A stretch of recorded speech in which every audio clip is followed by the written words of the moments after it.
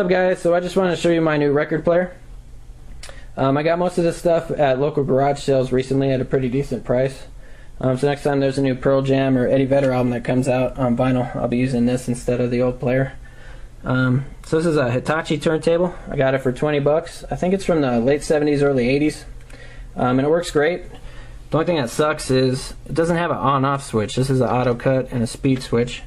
So basically to turn it on, you have to plug it into the wall. So all I did was I got this power strip right here, and you hit that switch and it turns on the turntable.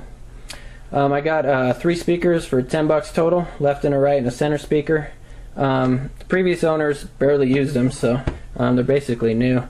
So the center speaker is hooked up separately from the left and right, and the reason why I did that is to listen to some old records that were recorded in mono. A lot of the 1950s rockabilly records, some early Beatles albums, and some old country albums are all recorded in mono. So I got this Insignia receiver. This is the only thing that was a little pricey, but it was under 100 bucks. And it's the only receiver I could find that had a phono hookup. So all the other receivers that were more expensive didn't have a hookup for a turntable. You had to buy a separate piece if you wanted that receiver. So I thought this was a good deal. Also got some new records. These came at $1 each. This album right here is Pink Floyd, collection of great dance songs, and it's an interesting album. It has a bunch of re-recordings by Gilmour, I guess after he broke up with Waters, from like The Wall and Dark Side of the Moon. I got some Beatles albums right here. Tom Petty and the Heartbreakers. It's one of my favorite musicians. AC/DC, Rush.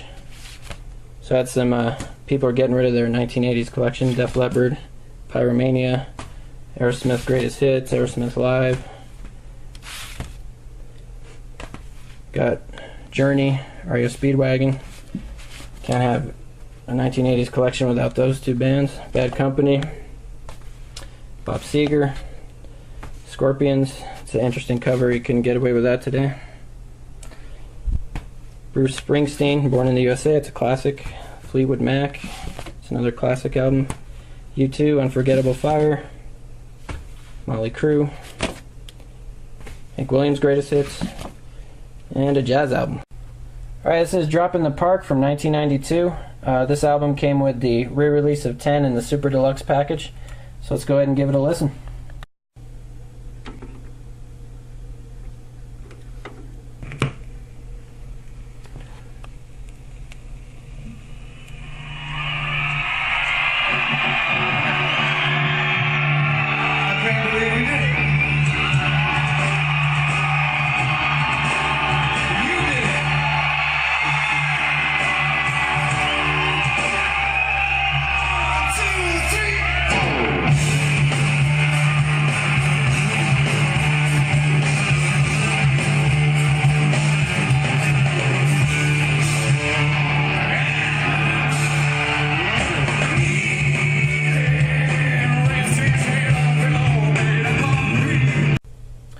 Just one more thing I wanted to show you guys.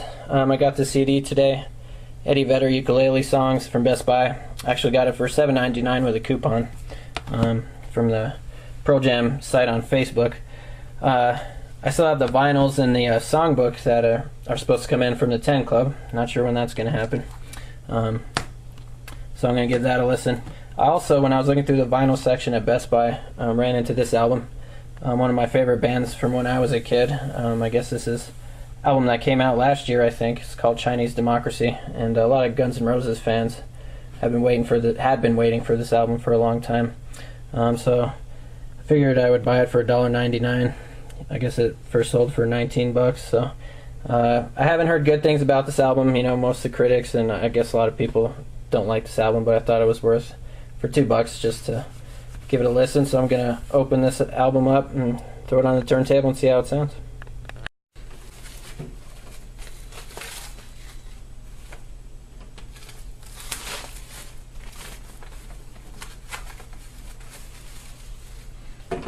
GNR.